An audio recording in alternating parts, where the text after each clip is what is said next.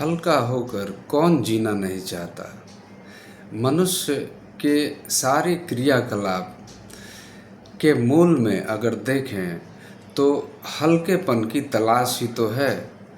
कोई अपना हल्कापन स्वादिष्ट भोजन में ढूंढता है, तो कोई अपना हल्कापन मनपसंद स्त्री में, किसी का हल्कापन खेल में, किसी का हल्कापन अपने पसंदीदा स्थान पर घूमने में, और नाना प्रकार के आयोजन मनुष्य सब कुछ इसीलिए तो कर रहा है ताकि वो कैसे भी करके एक हल्कापन प्राप्त करे। कोई शराब में भी हल्केपन को ही ढूंढता है। ये और बात है कि ये सभी हल्कापन, ये सभी आयोजन क्षणिक हैं। इनका लाभ होता तो ज़रूर है, पर इनका लाभ क्षणिक मात्र ही होता है। लेकिन कोई शाश्वत तरीका हो जिससे हमें हमेशा हमेशा के लिए हल्कापन प्राप्त हो जाए, तो उसी आयोजन को हम मोक्ष कहते हैं, मुक्ति कहते हैं, और एक स्वतंत्र जीवन कहते हैं। सही अर्थों में यही जीवन है जो स्वतंत्रता पूर्वक किसी भी दबाव, किसी भी प्रभाव और किसी भी अभाव के बिना जिया जाता है। लेकिन ऐसा जीवन, शाश्वत जीवन बहुत बिरलों को ही नसीब हो सकता है।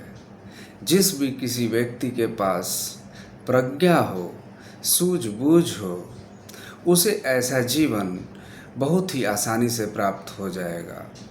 लेकिन शर्त इतनी है कि आपको अपना होश निश्चित रूप से जगाना होगा, चैतन्य अवस्था में आना होगा, बेहोशी के जीवन को छोड़ना होगा, और तब ऐसा निर्बाध दिया जलेगा आनंद का, जो कि शाश्वत होगा। फिर वो क्षणिक नहीं होगा।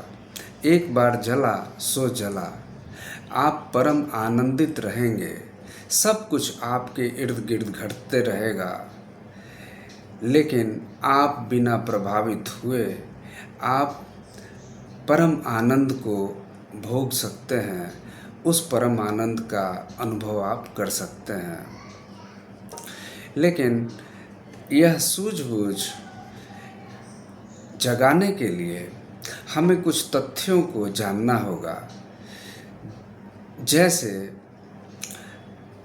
जिन भी स्थितियों, परिस्थितियों और चीज़ों से हमारा मन प्रभावित होकर दुख या सुख की घोषणा करता है, कभी यह कहता है कि मैं दुखी हूँ और कभी यह कहता है कि मैं सुखी हूँ। तो जिन भी स्थितियों, परिस्थितियों और चीज़ों से प्रभावित होकर हमारा मन ऐसी घोषणा करता है, तो सबसे पहले हमें जान लेना चाहिए कि मन भावनाओं को आधार बनाकर ऐसी घोषणाएं करता है। क्योंकि क्रोध भी एक भावना है। जब क्रोध उठता है तो एक ग्लानि का भाव भी साथ में उठता है। तो मन कहता है मैं दुखी हूँ, क्योंकि मैं चाहता नहीं था क्रोध करना, लेकिन क्रोध हुआ, इसके लिए मुझे दुख है। लालच, काम, ईर्ष्या, जो भी इस तरीके की जो भी चीज़ें हैं, चाहे वो प्यार कहें, नफ़रत कहें, दुख या सुख कहें, ये सारी भावनाएं हैं। और भावनाओं का सीधा संबंध क्षण भंगुरता से है। भावनाएं हमेशा बदलती रहती हैं, और अगर आपका मन इन भावनाओं से प्रेरित होकर ही आपको दुखी या सुखी करते रहता है, तो ये कार्यक्रम निरंतर चलते रहेगा। आप दुख और सुख के नदी में निरंतर गोते लगाते रहेंगे, और दुर्भाग्य से इस नदी में सुख की लहरें बहुत कम हैं और दुख की लहरें बहुत ही बड़ी बड़ी हैं।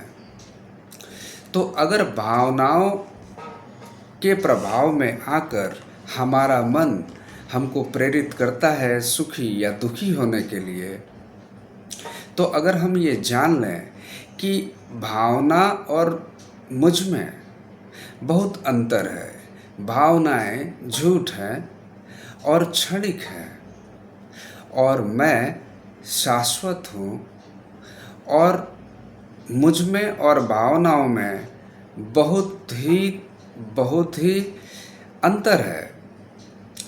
अगर मैं इस बात को समझ जाऊं कि भावना बदलने की वस्तु है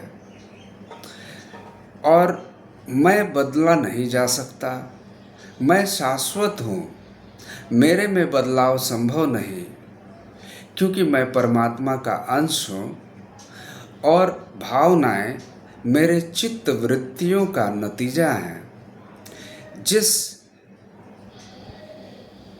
जिस भी अनुशासन को मैंने अपने पूर्व जन्मों में जिया है, उन सब का निचोड़ है हमारी चित्त वृत्ति, और चित्त वृत्तियों से प्रभावित होती हैं हमारी भावनाएं, और हम प्रभावित होने लगते हैं अपनी भावनाओं से। तो ये जो कुचक्र है दुख का, वो निरंतर चलते रहता है और हम इन दुखों में गोते लगाते हैं, डुबकी मारते हैं और दुखी दुखी अपना जीवन, अपना दिन गुजारते हैं। तो अगर हम ये समझ जाएं कि भावनाएं बदलने की चीज़ हैं और भावनाओं और मुझ में बहुत ज़मीन आसमान का अंतर है, अगर मैं स्वयं के केंद्र पर आके भावनाओं को दूर से निरीक्षण कर सकूं, उनको दूर से देख सकूं, समझ सकूं कि ये उठने वाली लहरें क्षणभंगुर हैं और ये मेरे जीवन को तभी प्रभावित कर सकती हैं जब मैं इन भावनाओं में अपनी जीवन ऊर्जा का बल दूंगा। जब तक भावनाओं को आपकी जीवन ऊर्जा का बल नहीं मिलता, उनमें कोई बल नहीं, वे आपको कभी भी सुखी या दुखी बिल्कुल भी नहीं कर सकते। लेकिन जब भावनाओं को चेतना का बल मिलता है तो वो बहुत प्रबल होती हैं, वो आक्रामक हो जाती हैं। कभी बहुत प्रेम बहुत उमड़ेगा, कभी नाना प्रकार के दुख प्रबल हो जाएंगे, तो कभी आप बहुत ज़्यादा सुखी होंगे और कभी आप बहुत ज़्यादा दुखी होंगे, और सुख और दुख के बीच में आप पिसते रहेंगे।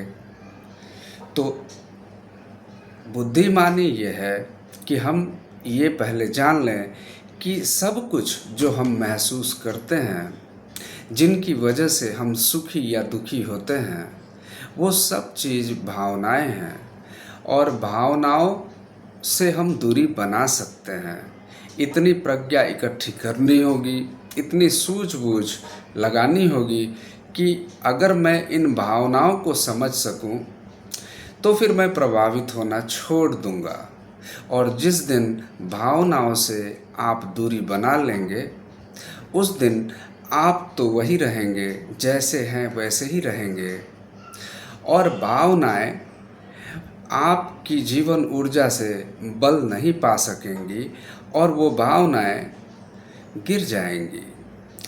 अब ये गिराव जिस दिन आपने देखा, तो आप ये जान जाएंगे कि चाहे वो किसी भी प्रकार की भावना हो, आपका सहारा लेकर ही आपके ऊपर हावी होती है, वो अपना प्रभाव छोड़ती है, चाहे वो क्षणिक सुख का प्रभाव हो या क्षणिक दुख का प्रभाव हो। लेकिन बिना आपके सहारा दिए कोई भी भावना प्रबल नहीं हो सकती, और हमारा सुखी और दुखी होना भावनाओं पर ही तो निर्भर करता है। लेकिन एक स्थिति इसके परे भी है, जो कि आनंद की स्थिति है। खुशी सुख क्षणिक स्थितियां हैं, लेकिन अगर वो शाश्वत हो जाएं किसी भी आयोजन से, किसी भी प्रकार से, तो वो आनंद की अवस्था होती है। और ये अवस्था इस सूझबूझ के साथ ही आती है जब आप अपने भावनात्मक शरीर से दूरी बना लेते हैं। फिर भी आप पूरे चैतन्य में होते हैं, आप होशमंद होते हैं, अपनी भावनाओं को दूर से निरीक्षण करते हैं और अब आप ये समझ चुके हैं कि अगर मैं भावनाओं को आधार बनाकर अपना जीवन जीऊँगा, उनके हिसाब से अगर मैं चुनाव करूँगा तो चुनाव गलत होगा और उसका परिणाम भी दुख या विषाद ही होगा। तो जितनी जल्दी हो सके हम सबको ये समझ लेना चाहिए कि विचारों का हमारे मन में आना, उन विचारों का हमारी भावनाओं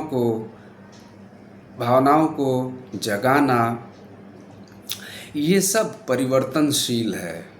अगर आप उसे सहारा नहीं देंगे तो वो विचार, वो जो भावनाएं हैं, वो कमज़ोर होकर दब जाएंगी और वो आप पर कोई भी प्रभाव नहीं छोड़ेंगी। आप शाश्वत अपनी जगह पर बने रहेंगे, आप आनंदित अपना जीवन जीते रहेंगे और भावनाएं आपके जीवन में आती और जाती रहेंगी। और वो इसलिए भी ज़रूरी है समझना कि जीवन परिवर्तनशील है, परिवर्तन ही जीवन है।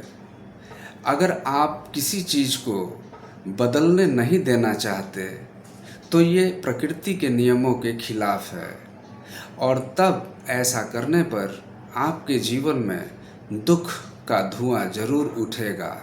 लेकिन आप सभी स्थितियों को, सभी चीज़ों को यह मानकर कि आपके रोकने से कुछ रुकेगा नहीं, आपके करने से कुछ होगा नहीं, आप एक भ्रम मात्र हैं और जो शाश्वत है वो तो है ही।